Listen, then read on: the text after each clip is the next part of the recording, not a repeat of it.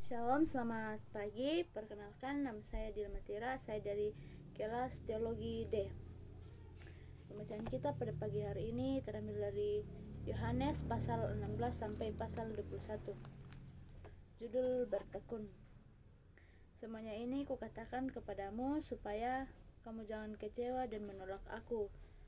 Kamu akan dikucilkan, bahkan akan datang saatnya bahwa setiap orang yang membunuh kamu akan menyangka bahwa ia berbuat bakti bagi Allah. Mereka akan berbuat demikian karena mereka tidak mengenal baik Bapa maupun aku. Tetapi semuanya ini kukatakan kepadamu supaya apabila datang saatnya kamu ingat bahwa aku telah mengatakannya kepadamu. Hal ini tidak aku katakan kepadamu dari semula, karena selama ini aku masih bersama-sama dengan kamu.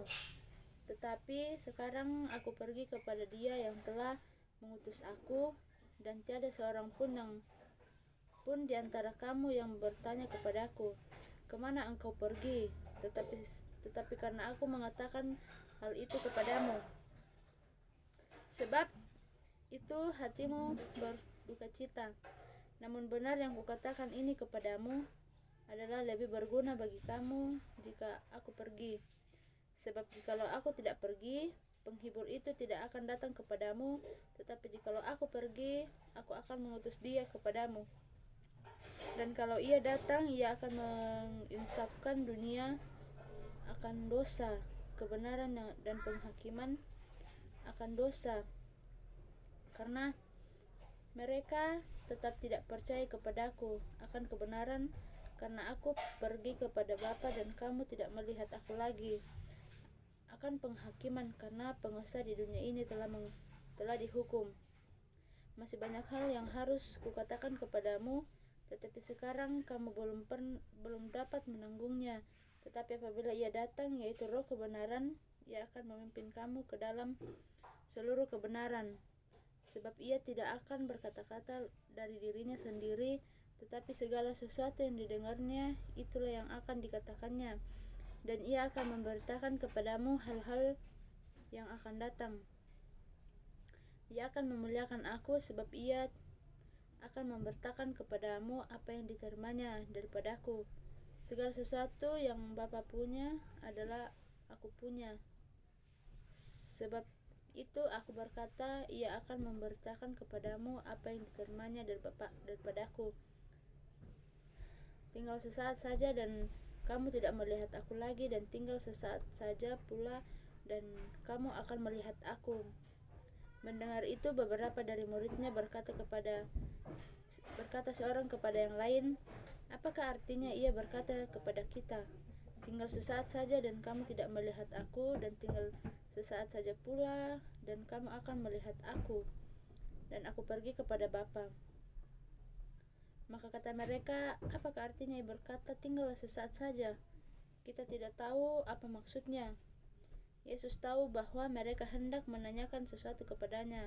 Lalu Ia berkata kepada mereka, "Adakah kamu yang membicarakan seorang dengan yang lain apa yang kukatakan tadi, yaitu tinggal sesaat saja dan kamu tidak melihat aku, dan tinggal sesaat saja pula dan kamu akan melihat aku?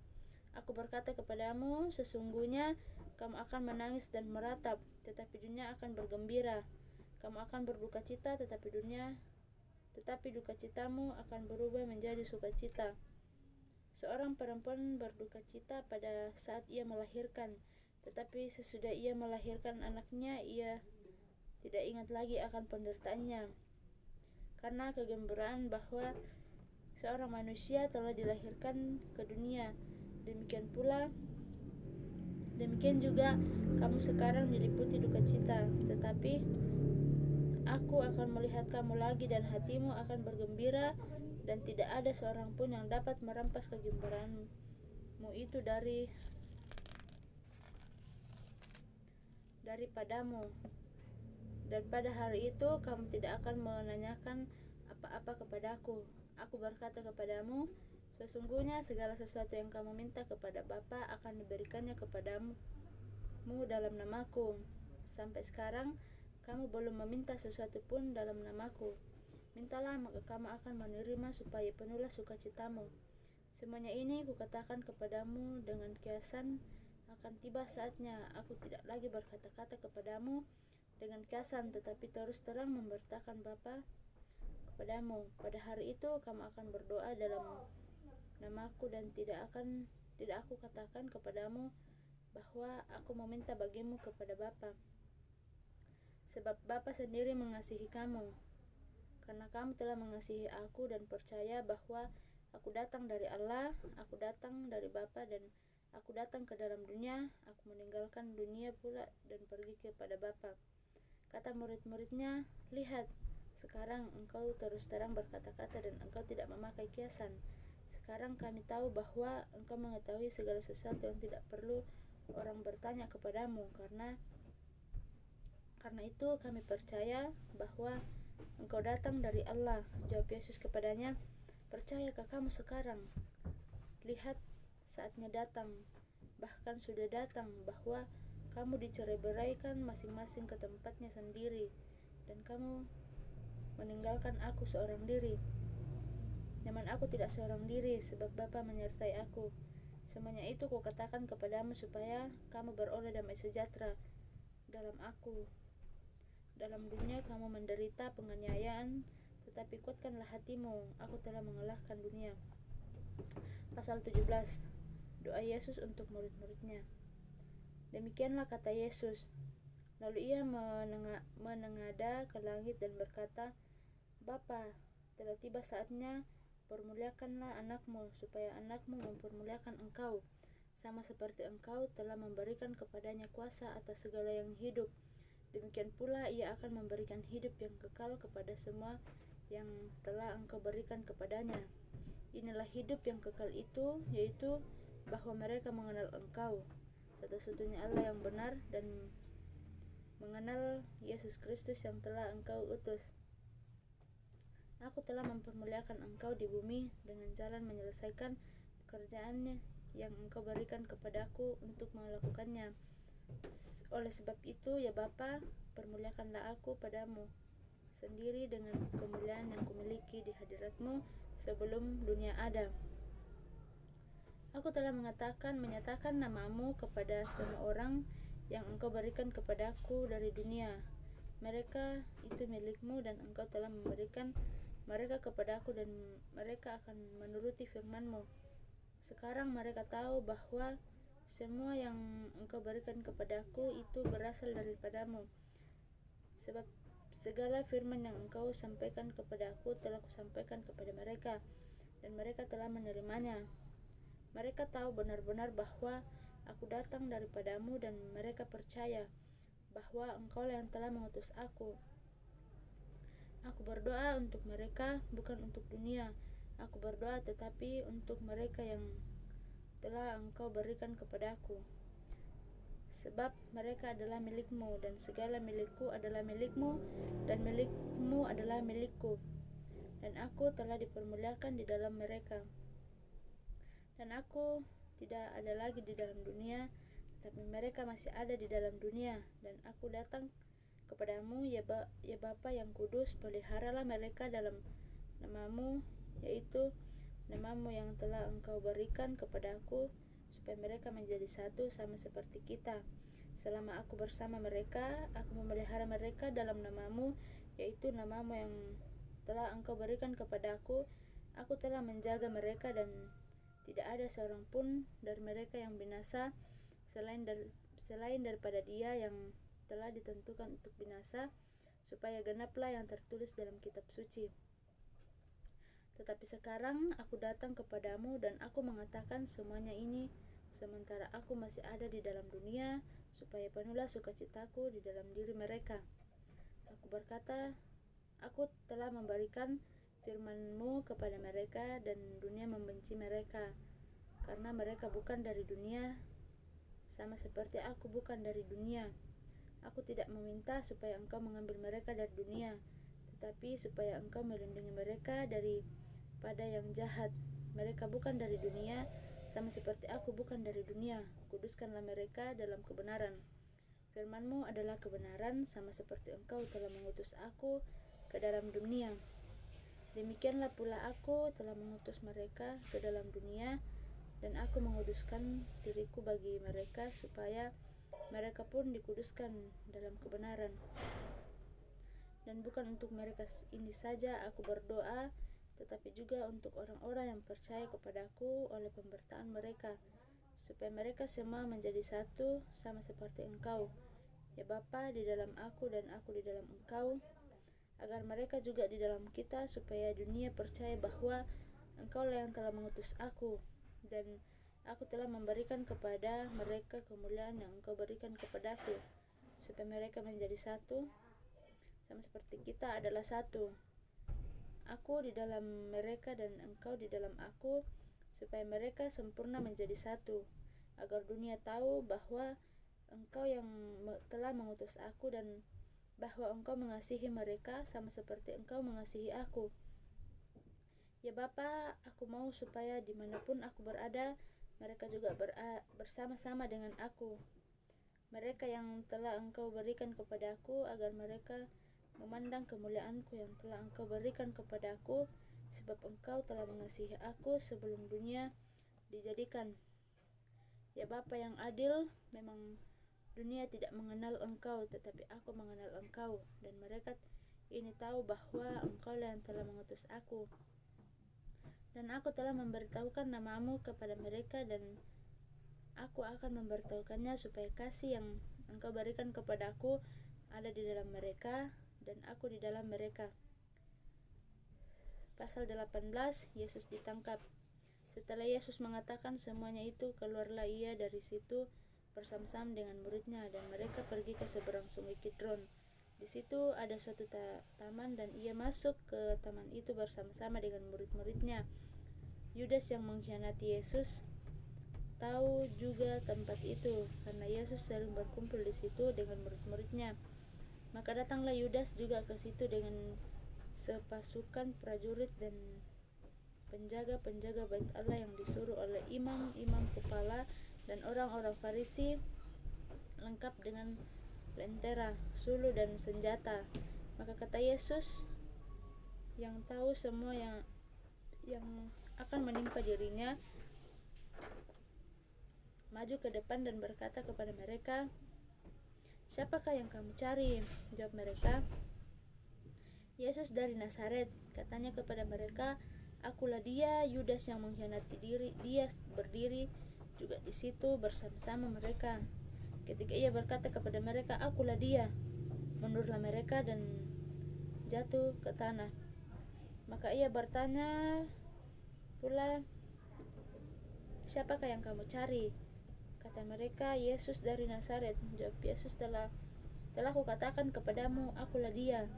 Jika aku yang kamu cari, biarkanlah mereka ini pergi. Demikian hendaknya supaya genaplah firman yang telah dikatakannya, "Dari mereka yang engkau serahkan kepadaku, tidak seorang pun yang kubiarkan binasa." Lalu Simon Petrus yang membawa pedang menghunus pedang itu, meletakkannya kepada hamba imam besar dan memutuskan telinga kanannya. Nama hamba itu Malkus. Kata Yesus kepada Petrus, "Sarungkanlah pedangmu itu. Bukankah aku harus minum cawan yang diberikan Bapa kepadaku?" Maka pasukan prajurit serta perwiranya dan penjaga-penjaga yang disuruh orang Yahudi menangkap Yesus dan membelenggu dia. Lalu mereka membawanya mula-mula kepada Hanas, karena Hanas adalah mertua Kayafas yang pada tahun itu menjadi imam besar. Dan Kayafaslah yang telah menasihatkan orang-orang Yahudi adalah lebih berguna jika satu orang mati untuk seluruh bangsa. Simon Petrus dan seorang murid lain mengikuti Yesus. Murid itu mengenal imam besar, dan ia masuk bersama-sama dengan Yesus ke halaman istana imam besar. Tetapi Petrus tinggal di luar dekat pintu. Maka murid lain tadi yang mengenal imam besar kembali keluar bercakap-cakap dengan perempuan penjaga pintu, lalu membawa Petrus masuk. Maka kata hamba perempuan penjaga itu kepada Petrus, "Bukankah engkau juga murid orang itu?" Jawab Petrus, "Bukan." Sementara itu hamba-hamba dan penjaga-penjaga bait Allah telah memasang api arang, sebab hawa dingin waktu itu, dan mereka berdiri berdiam di situ. Juga Petrus berdiri berdiam bersama-sama dengan mereka. Maka mulailah imam besar menanyai Yesus tentang murid-muridnya dan tentang ajarannya. Jawab Yesus kepadanya, "Aku berbicara terus terang kepada dunia. Aku selalu mengajar di rumah ibadat dan di bait Allah, tempat semua orang Yahudi berkumpul. Aku tidak pernah berbicara sembunyi-sembunyi. Mengapakah engkau menanyai aku? Tanyailah mereka yang telah mendengar apa yang kukatakan kepada mereka. Sungguh mereka tahu apa yang telah kukatakan." Ketika ia mengatakan hal itu seorang penjaga yang berdiri di situ menampar mukanya sambil berkata, "Begitukah jawabmu kepada imam besar?" Jawab Yesus kepadanya, "Jikalau kataku itu salah, tunjukkanlah salahnya. Tetapi jikalau kataku itu benar, mengapakah engkau menampar aku?" Maka Hanas mengirim dia terbelenggu kepada Kayafas, imam besar itu. Simon Petrus masih berdiri berdiam. Kata orang-orang di situ kepadanya, "Bukankah engkau juga seorang muridnya?" Ia menyangkal, katanya, "Bukan." Kata seorang hamba imam besar, seorang keluarga dari hamba yang telinganya dipotong Petrus, "Bukankah engkau kulihat di taman itu bersama-sama dengan dia?" Maka Petrus menyangkalnya pula, dan ketika itu berkokoklah ayam. Maka mereka membawa Yesus dari Kayafas ke gedung pengadilan. Ketika itu hari masih pagi. Mereka sendiri tidak masuk ke gedung pengadilan itu supaya jangan menajiskan diri, sebab mereka hendak makan Paskah. Sebab itu Pilatus keluar mendapatkan mereka dan berkata, "Apakah tuduhan kamu terhadap orang ini?" Jawab mereka kepadanya, "Jikalau ia bukan seorang penjahat, kami tidak menyerahkannya kepadamu." Kata Pilatus kepada mereka, "Ambillah dia dan hakimilah dia menurut hukum Tauratmu." Kata orang-orang Yahudi itu, "Kami tidak diperbolehkan membunuh seorang. Demikian hendaknya supaya genaplah firman Yesus yang dikatakannya untuk menyatakan bagaimana caranya ia akan mati." Maka kembalilah Pilatus ke dalam gedung pengadilan, lalu memanggil Yesus dan bertanya kepadanya, Engkau inikah raja orang Yahudi?" Jawab Yesus, "Apakah engkau katakan hal itu dari hatimu sendiri? Adakah orang lain yang mengatakannya kepadamu tentang aku?" Kata Pilatus, "Apakah aku seorang Yahudi? Bangsamu sendiri dan imam-imam kepala yang telah menyerahkan engkau kepadaku.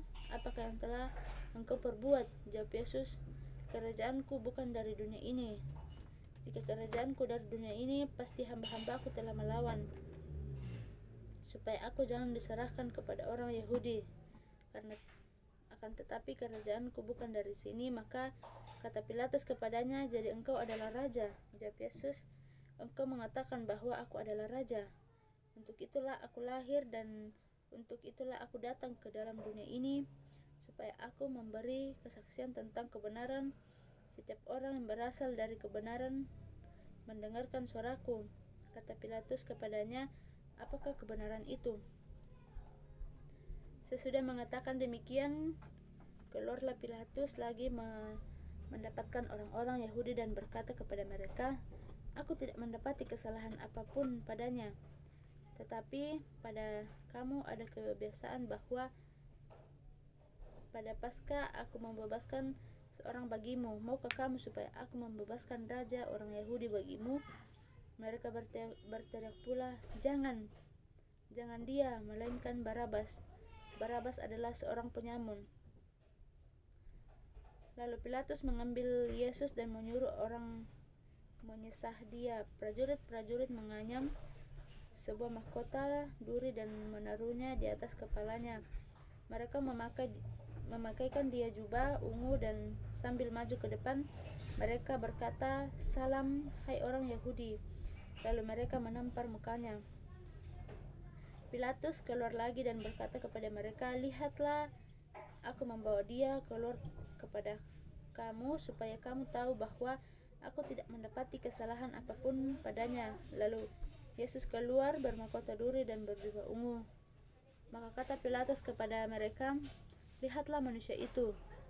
Ketika imam-imam kepala dan penjaga-penjaga itu melihat dia, berteriaklah mereka, "Salibkan dia, salibkan dia." Kata Pilatus kepada mereka, "Ambil dia dan salibkan dia, sebab aku tidak mendapati kesalahan apapun padanya."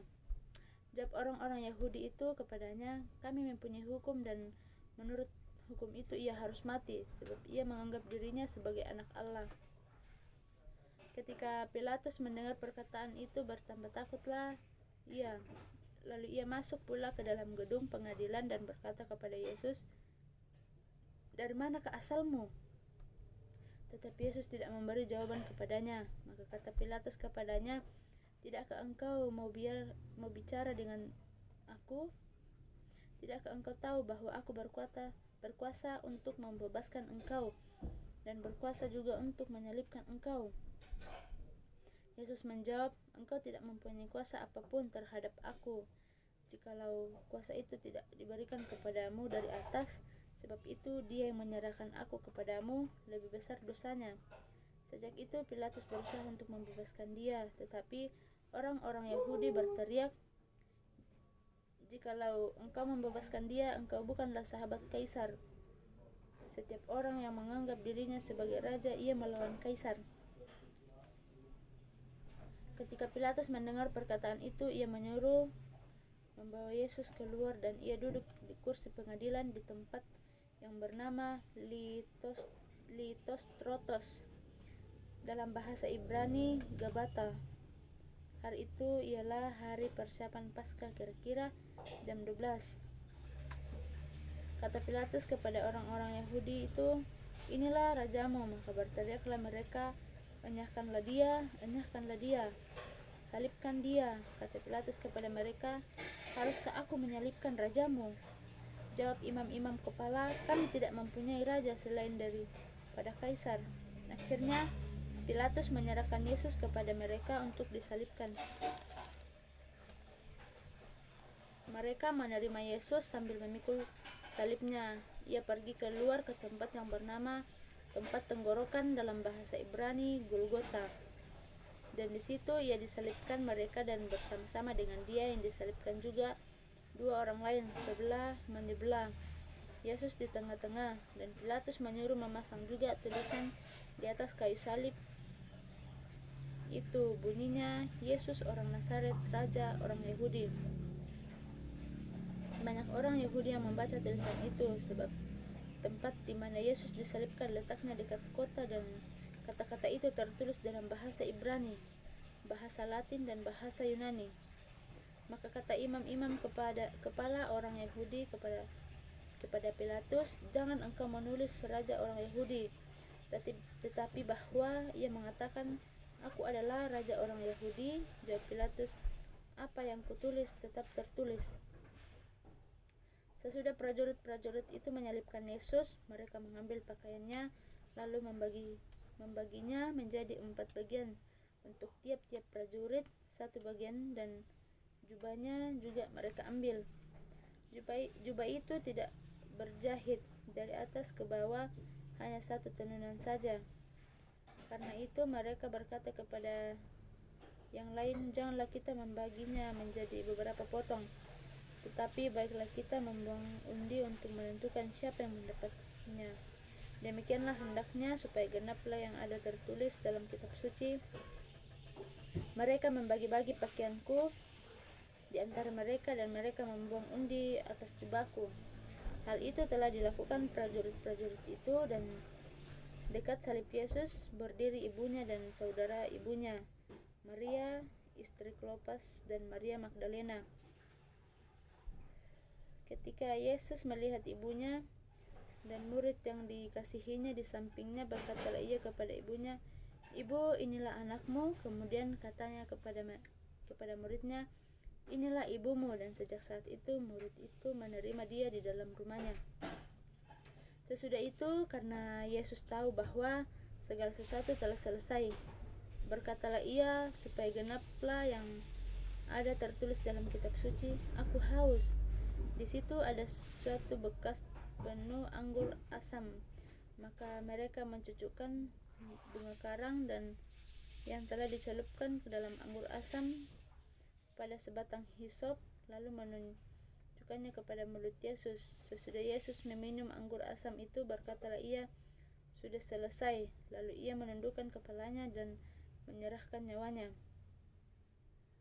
Karena hari itu hari persiapan, dan supaya pada hari Sabat mayat-mayat itu tidak tinggal tergantung pada kayu salib, sebab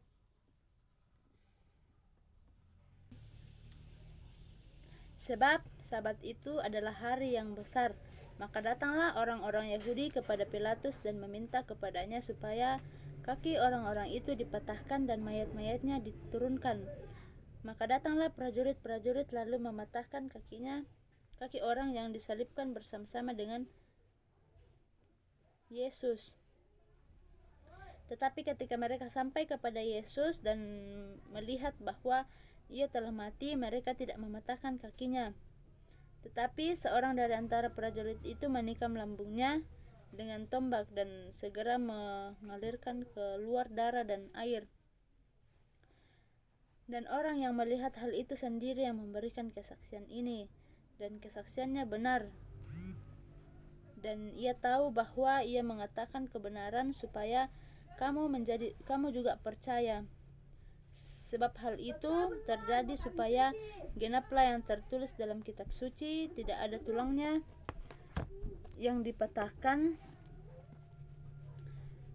Dan ada pula nas yang mengatakan mereka akan memandang kepada dia yang telah mereka tikam. Sesudah itu Yusuf dari Arimatea, ia murid Yesus, tetap sembunyi-sembunyi karena takut kepada orang-orang Yahudi, meminta kepada Yesus bahwa ia diperbolehkan menurunkan mayat Yesus.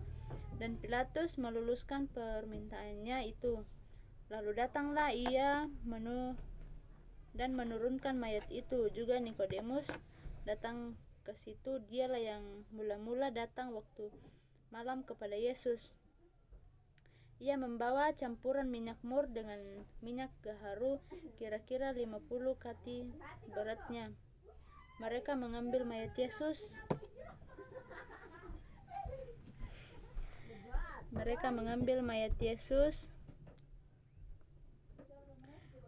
Mengapaninya dengan kain lenan dan membubuhinya dengan rempah-rempah menurut adat orang Yahudi. Bila menguburkan mayat mereka,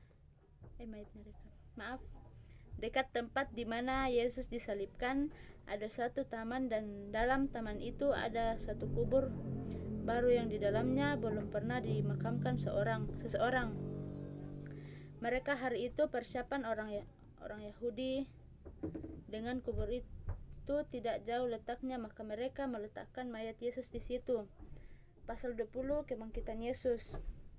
Pada hari pertama minggu itu, pagi-pagi benar ketika hari masih gelap, pergilah Maria Magdalena ke kubur itu, dan ia melihat bahwa batu telah diambil dari kubur.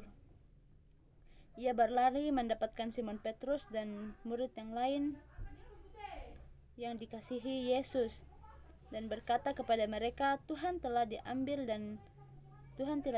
orang dari kuburnya, dan kami tidak tahu di mana ia diletakkan.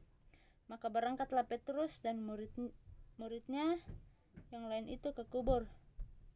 Keduanya berlari bersama-sama, tetapi murid yang lain itu berlari lebih cepat daripada Petrus sehingga lebih dahulu sampai di kubur. Ia menjenguk ke dalam dan melihat kain kapan terletak di tanah.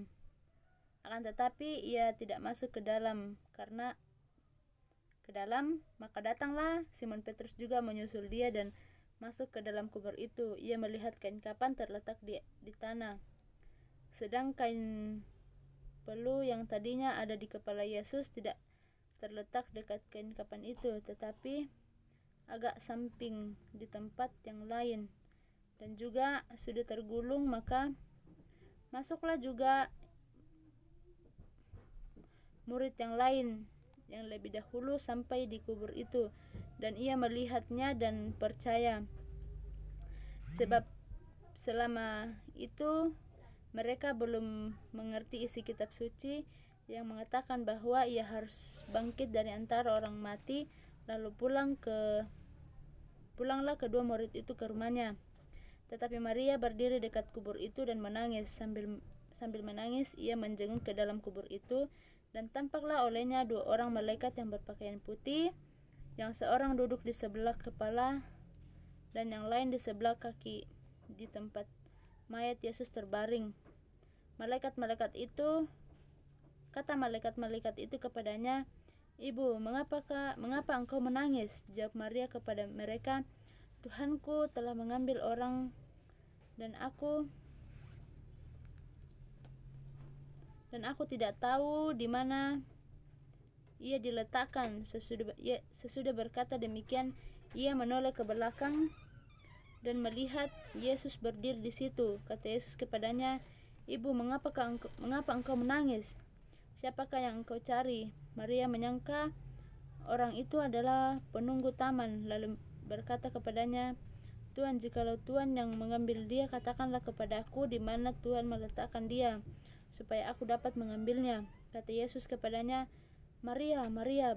Berpaling dan berkata kepadanya dalam bahasa Ibrani, "Rabuni," artinya guru. Kata Yesus kepadanya, "Janganlah engkau memegang aku, sebab aku belum pergi kepada Bapa. Tetapi pergilah kepada saudara-saudaraku dan katakanlah kepada mereka bahwa sekarang aku pergi kepada Bapakku dan Bapamu, kepada Allahku dan Allahmu." Maria Magdalena pergi dan berkata kepada murid-murid, "Aku telah melihat Tuhan," dan juga bahwa ia yang mengatakan hal-hal itu kepadanya.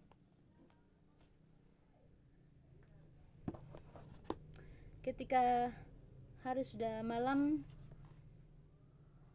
malam pada hari pertama minggu itu, berkumpullah murid-murid Yesus di suatu tempat dengan pintu-pintu yang terkunci karena mereka takut kepada orang-orang Yahudi. Pada waktu itu datanglah Yesus dan berdiri di tengah-tengah mereka dan berkata, "Damai sejahtera bagi kamu." Dan sudah berkata demikian, ia menunjukkan tangannya dan lambungnya kepada mereka. Murid-murid itu bersukacita ketika mereka melihat Tuhan. Maka kata Yesus sekali lagi, "Damai sejahtera bagi kamu. Sama seperti Bapa mengutus aku, demikian juga sekarang aku mengutus kamu." Dan sesudah berkata demikian, ia mengembusi mereka dan berkata, "Terimalah Roh Kudus. Jikalau kamu mengampuni dosa orang, dosanya diampuni, dan jikalau kamu menyatakan dosa orang tetap ada, dosanya tetap ada." Tetapi Thomas, seorang dari ke-12 murid itu yang disebut Didimus, tidak ada bersama-sama mereka ketika Yesus datang ke situ. Maka kata murid-murid yang lain kepadanya, "Kami telah melihat Tuhan." Tetapi Thomas berkata kepada mereka, "Sebelum aku melihat bekas paku dan pada tangannya, dan sebelum aku mencucukkan jariku ke dalam bekas paku itu dan mencucukkan tanganku ke dalam lambungnya, sekali-sekali aku tidak akan percaya." 8 hari kemudian, murid-murid Yesus berada kembali dalam rumah itu, dan Thomas bersama-sama dengan mereka. Sementara itu pintu terkunci. Yesus datang dan ia berdiri di tengah-tengah mereka dan berkata, "Damai sejahtera bagi kamu." Kemudian ia berkata kepada Thomas, "Taruhlah jarimu di sini, lihatlah tanganku, ulurkanlah tanganmu dan cucukkanlah ke dalam lambungku, dan jangan engkau tidak percaya lagi, melainkan percayalah." Thomas menjawab dia, "Ya Tuhanku dan Allahku." Kata Yesus kepadanya, "Karena engkau telah melihat aku, maka engkau percaya. Berbahagialah mereka yang tidak melihat namun percaya." Memang masih banyak tanda lain yang dibuat Yesus di depan murid-muridnya dan murid-muridnya yang tidak tercatat dalam kitab ini. Tetapi semua yang tercantum di sini telah dicatat supaya kamu percaya bahwa Yesuslah Mesias, Anak Allah, dan supaya kamu oleh imanmu memperoleh hidup dalam namanya. Pasal 21, Yesus menampakkan dirinya kepada murid-muridnya di pantai Danau Tiberias. Kemudian Yesus menampakkan diri lagi kepada murid-muridnya di pantai Danau Tiberias, dan ia menampakkan diri sebagai berikut. Di pantai itu berkumpul Simon Petrus, Thomas yang disebut Didimus, Nathanael dari Kana yang di Galilea, anak-anak Zebedeus, dan 2 orang muridnya yang lain. Kata Simon Petrus kepada mereka, "Aku pergi menangkap ikan." Kata mereka kepadanya, "Kami pergi juga dengan engkau." Mereka berangkat lalu naik ke perahu. Tetapi tiap malam itu mereka tidak menangkap apa-apa. Ketika hari mulai siang, Yesus berdiri di pantai. Akan tetapi murid-murid itu tidak tahu bahwa itu adalah Yesus. Kata Yesus kepada mereka, "Hai anak-anakku, adakah kamu mempunyai lauk pauk?" Jawab mereka, tidak ada. Maka kata Yesus kepada mereka, "Tebarkanlah jalamu di sebelah kanan perahu, maka kamu akan memperoleh." Lalu mereka menebarkan dan tidak dapat menariknya lagi karena banyaknya ikan. Maka murid yang dikasihi Yesus itu berkata kepada Petrus, "Itu Tuhan."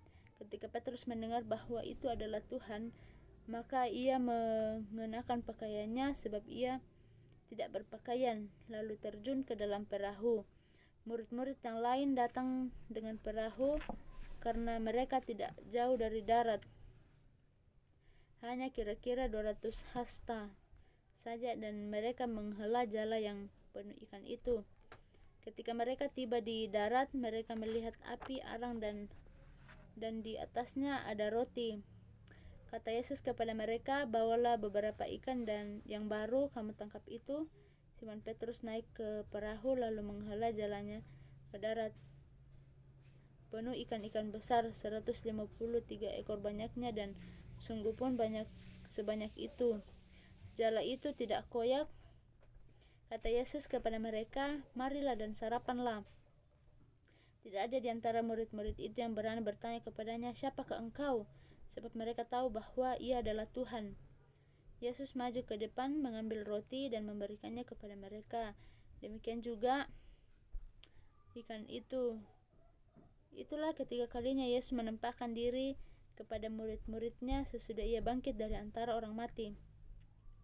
Sesudah sarapan, Yesus berkata kepada Simon Petrus, "Simon, anak Yohanes, apakah engkau mengasihi aku lebih daripada mereka ini?" Jawab Petrus kepadanya, "Benar Tuhan, engkau tahu bahwa aku mengasihi engkau." Kata Yesus kepadanya, "Gembalakanlah domba-dombaku." Kata Yesus pula kepadanya untuk kedua kalinya, "Simon, anak Yohanes, apakah engkau mengasihi aku?" Jawab Petrus kepadanya, "Benar Tuhan, engkau tahu bahwa aku mengasihi engkau." Kata Yesus kepadanya, "Gembalakanlah domba-dombaku." Kata Yesus kepadanya untuk ketiga kalinya, "Simon, anak Yohanes, apakah engkau mengasihi aku?" Maka sedihlah hati Petrus karena Yesus berkata untuk ketiga kalinya, "Apakah engkau mengasihi aku?" Dan ia berkata kepadanya, "Tuhan, engkau tahu segala sesuatu. Engkau tahu bahwa aku mengasihi engkau." Kata Yesus kepadanya, "Gembalakanlah domba-dombaku. Aku berkata kepadamu, sesungguhnya ketika engkau masih muda, engkau mengikat pinggangmu sendiri dan engkau berjalan kemana saja kau kehendaki. Tetapi jika engkau sudah menjadi tua, engkau akan mengulurkan tanganmu dan orang lain akan mengikat engkau dan membawa engkau ke tempat yang tidak kau kehendaki." Dan hal ini dikatakannya untuk menyatakan bagaimana Petrus akan mati memuliakan Allah. Sesudah mengatakan demikian, ia berkata kepada Petrus, "Ikutlah aku."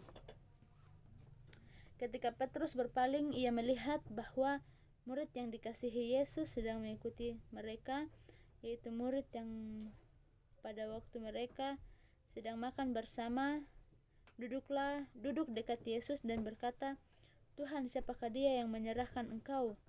Ketika Petrus melihat murid itu, ia berkata kepada Yesus, "Tuhan, apakah yang akan terjadi ketika dia terjadi dengan dia ini?" Jawab Yesus, "Jikalau aku menghendaki supaya ia tinggal hidup sampai aku datang, itu bukan urusanmu. Tetapi engkau ikutlah aku." Maka tersebarlah kabar di antara saudara-saudara itu bahwa murid itu tidak akan mati. Tetapi Yesus tidak mengatakan kepada Petrus bahwa murid itu tidak akan mati, melainkan, "Jikalau aku menghendaki supaya ia tinggal hidup bersama aku datang, itu bukan urusanmu." Dialah murid yang memberi kesaksian tentang semuanya ini dan yang telah menuliskan, dan kita tahu bahwa kesaksiannya itu benar. Masih banyak hal-hal lain lagi yang diperbuatnya oleh Yesus, tetapi jikalau semuanya itu harus dituliskan satu persatu, maka agaknya dunia ini tidak dapat membuat semua kitab yang harus ditulis itu. Amin firman Tuhan. Demikianlah pembacaan kita pada pagi hari ini. Yesus memberkati.